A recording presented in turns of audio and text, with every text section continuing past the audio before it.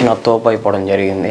యాక్చువల్గా మనం యూట్యూబ్లో చూసుకున్నట్లయితే ప్రజెంట్ బెట్టింగ్ యాప్స్ రీసెంట్ టైంలో బెట్టింగ్ యాప్స్ ఎవరైతే ప్రమోట్ చేశారో అండ్ ప్రీవియస్గా ఎవరైతే బెట్టింగ్ యాప్స్ ప్రమోట్ చేశారో వాళ్ళందరిపైన పగ తీర్చుకునే ప్రయత్నంలో నాన్వేషణ అయితే కొన్ని వీడియోస్ 10 లక్షలు స్కామ్ చేశారు పలానా వ్యక్తి.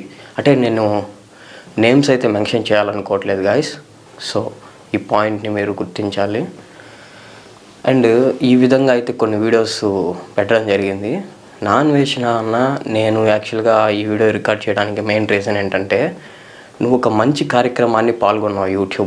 యూట్యూబ్లో ఎవరు చేయలేని కార్యక్రమాన్ని నువ్వు చేస్తున్నావు. సో ఈ మంచి కార్యక్రమం చేసేటప్పుడు నువ్వు ఒక పర్సన్ గురించి మాట్లాడేటప్పుడు ఆ యొక్క పర్సన్ గురించి నువ్వు ఏ విధంగా నార్మల్గా మాట్లాడితే బాగుంటుందని అయితే నేను అనుకుంటున్నా. యాక్చువల్గా నువ్వు ఒక మంచి కార్యక్రమాన్ని పాల్గొన్నావు.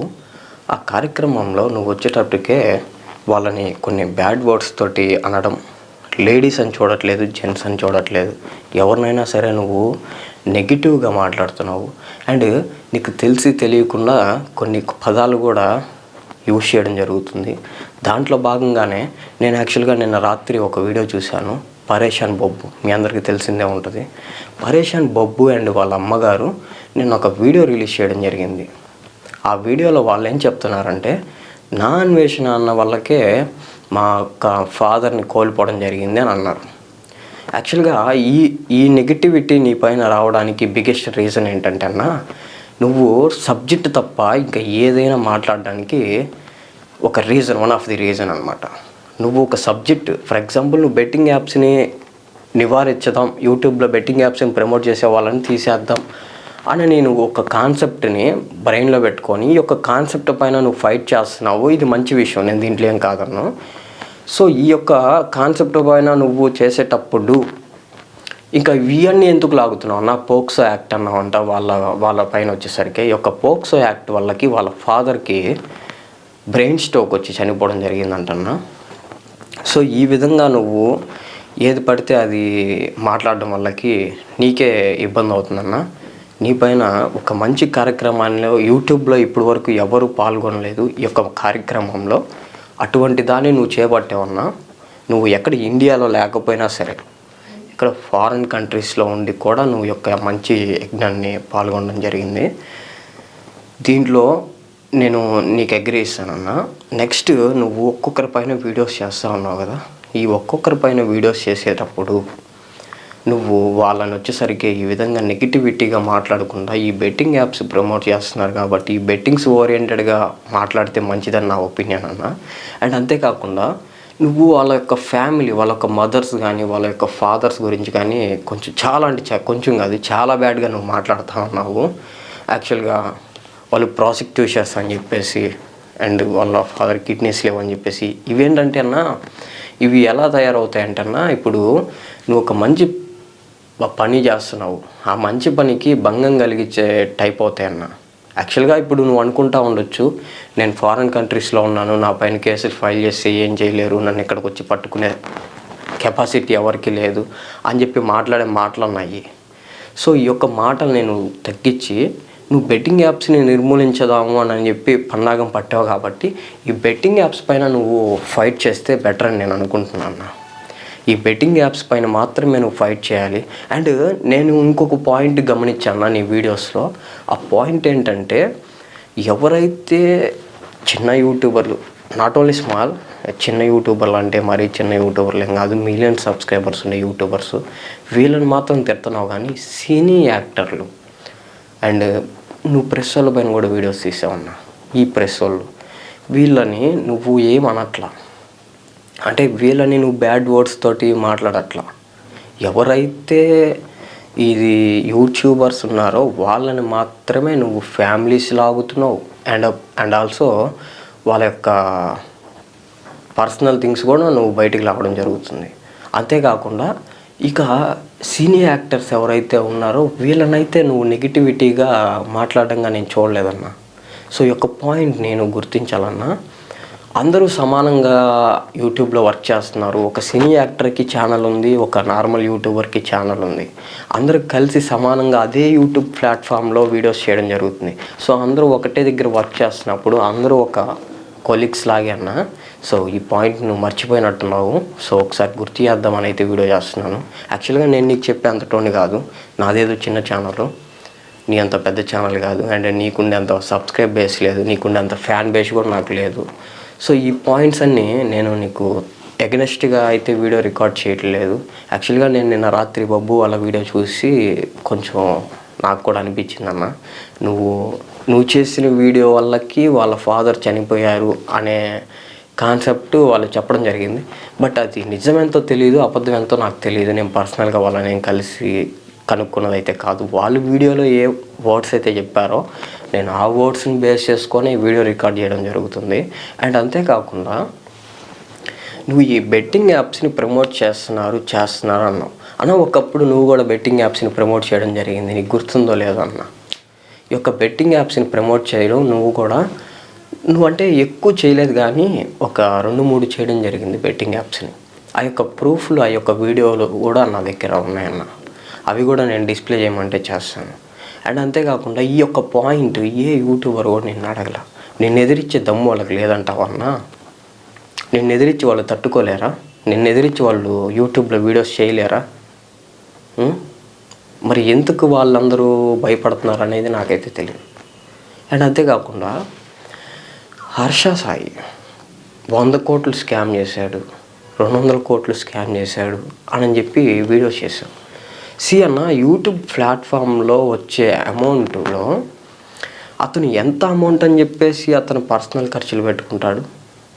అండ్ అంత అమౌంట్ అని చెప్పేసి బయట ప్రజలకి మీరు ఇప్పుడు హర్ష సాయి వీడియోస్ చూసుకున్నట్లయితే కొన్ని మిలియన్స్ ఖర్చు అవుతున్న ఒక వీడియో రికార్డ్ చేయడానికి.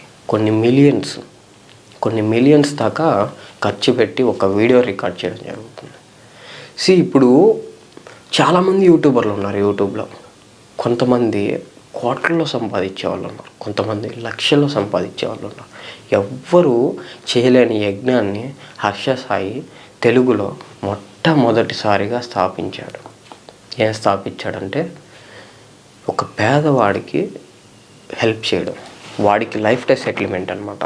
లైఫ్ టైం సెటిల్మెంట్ అంటే ఏ విధంగా అంటే ఇప్పుడు వాడికి ఒక వ్యాపారం పెట్టడం కానీ, లేకపోతే వాళ్ళకి నచ్చిన దాన్ని ఏదో ఒక దాన్ని పెట్టివ్వడం జరుగుతుంది. సో ఈ విధంగా హెల్ప్ చేస్తూ ఉన్నారన్న. సో నాకు తెలిసి ఈ బెట్టింగ్ యాప్స్ ప్రమోట్ చేయడంలో తప్పు లేదనిపిస్తుంది. ఎందుకు తప్పు లేదనిపిస్తుంది అంటే యూట్యూబ్ ఒక్కటే ఎర్నింగ్ ప్లాట్ఫామ్ కాదు కదన్న, యూట్యూబ్లో ఒక సోర్స్ అనమాట ఇది. నేను ఎందుకు ఇది తప్పు కాదంటున్నానంటే YouTube algorithm, YouTube ads display చేసేది గూగుల్ యాడ్సెన్స్. ఆ గూగుల్ యాడ్సెన్స్ వాళ్ళే యొక్క బెట్టింగ్ యాప్స్ యాడ్స్ని మన వీడియోస్ పైన ప్లే చేయడం నేను రీసెంట్ టైంలో బాగా గమనించాను. ఇది ఎందుకు వేస్తున్నారు? ఒకప్పుడు అంతా వచ్చేవి కాదు బెట్టింగ్ యాప్స్, ఇప్పుడు ఎందుకు వస్తుంది? ఎవరైతే క్రియేటర్లు ఈ యాప్ని ప్రమోట్ చేయడం తగ్గించేశారో వాళ్ళు యొక్క గూగుల్ యాడ్సెన్స్ సోర్స్ని యూజ్ చేసుకొని మన వీడియోస్ పైన ఈ యొక్క బెట్టింగ్ యాప్స్, కసినో యాప్స్ ఈ యొక్క యాడ్స్ని మన డిస్ప్లే పైన ప్రజెంటేషన్ చేయడం జరుగుతుంది ఒక యాడ్ రూపంలో. మనకి యాడ్స్ ప్లే అయితేనే మనీ వస్తాయి. సో ఇప్పుడు మనం గూగుల్ యాడ్సెన్స్ వాళ్ళు యొక్క ప్రమోషనల్ యాడ్స్ మన దానిపైన వేస్తున్నారని చెప్పేసి మనం ఛానల్ ఆపేసుకుంటామన్నా, ఒక్క మాట చెప్పు, మన ఛానల్ అయితే ఆపేసుకోలేం కదా, ఛానల్లో వీడియోస్ పెట్టుకుంటాం కదా. సో ఈ పాయింట్ నువ్వు ఎందుకు మిస్ చేస్తున్నావు నాకు అర్థం కాల. సో అదేవిధంగా ఇప్పుడు చూసుకున్నట్లయితే ప్రజెంట్ ఎవరు కూడా బెట్టింగ్ యాప్స్ చేయట్లేదు. కారణం నా అన్వేషణ అన్న తోపు తమ్ముంటే యాప్ అనే విషయం నడుస్తూ ఉంది యూట్యూబ్లో. సో ఇటువంటి మంచి పనిని నువ్వు పాల్గొన్నప్పుడు నువ్వు నెగిటివ్ అవ్వకూడదన్న, నువ్వు పాజిటివ్ రెస్పాన్స్ తోటి పాజిటివ్గా వీడియోస్ అప్లోడ్ చేసి పాజిటివ్గా నువ్వు ఒక మంచి కార్యక్రమాన్ని ఎండ్ చేస్తే మంచిదని నేను అనుకుంటున్నాను. అండ్ అంతేకాకుండా అసలుకి ఒకప్పుడు నువ్వు చెప్పలేదు ఇటువంటి యాప్స్ ఇటువంటివన్నీ, ఇప్పుడు ఎందుకు ఈ యొక్క కార్యక్రమాన్ని చేపట్టావని కూడా నాకు తెలియదు. యాక్చువల్గా నేను అనుకుంటుంది ఏంటంటే నువ్వు తిరిగేసావు, నీ దగ్గర మనీ లేవు. మనీ లేకపోవడంతో ఈ యొక్క వీడియోస్ని రికార్డ్ చేస్తున్నావు అని నేను అనుకుంటున్నాను. అండ్ మళ్ళీ నువ్వు కమ్యూనిటీ ట్యాబ్లో పోస్ట్ పెట్టావు, నువ్వు మళ్ళీ నా ఛానల్ ఫాలో అవ్వట్లేదు అని అనుకుంటావు. నువ్వు ఒక కమ్యూనిటీ ట్యాబ్లో పోస్ట్ పెట్టావు, బెట్టింగ్ యాప్స్ పైన 38 లక్షలు వచ్చాయి, వాటిని బెట్టింగ్ బాధ్యతలకు ఇద్దామా లేకపోతే గవర్నమెంట్కి ఇద్దామా అని చెప్పేసి. సో ఈ యొక్క దానిపైన కూడా నువ్వు సంపాదించుకోవడానికి కాదన్నా. సో ఆ అమౌంట్ గురించి ఒక కమ్యూనిటీ ట్యాబ్లో పోస్ట్ పెట్టావా కానీ దాన్ని ఏం చేసావు బయట పెట్టాలి. అంటే నువ్వు చూపిస్తున్నావు అన్న జనాలకి, దాన్ని చేసింది మాకు కొనపడట్లా. నువ్వు ఇంత సంపాదించానని చెప్పేసి యూట్యూబ్లో వీడియో పెడుతున్నావే కానీ దాన్ని ఏ విధంగా ఎవరికి డిస్ట్రిబ్యూట్ చేసావు అనేది తెలియదు. అంటే నీ రెవెన్యూ పైన మాట్లాడట్లేదన్నా, ఈ బెట్టింగ్ యాప్స్ పోరాటం పైన నువ్వు కమ్యూనిటీలో పోస్ట్ పెట్టావు కదా, నేను ఆ పర్టికులర్ దాని గురించి మాట్లాడుతా ఉన్నా.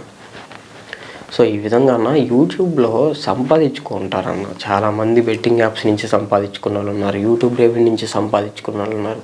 వన్ ఆఫ్ ది పెద్ద పెద్ద క్రియేటర్లు కూడా ఈ బెట్టింగ్ యాప్స్ని ప్రమోట్ చేయడం జరిగింది.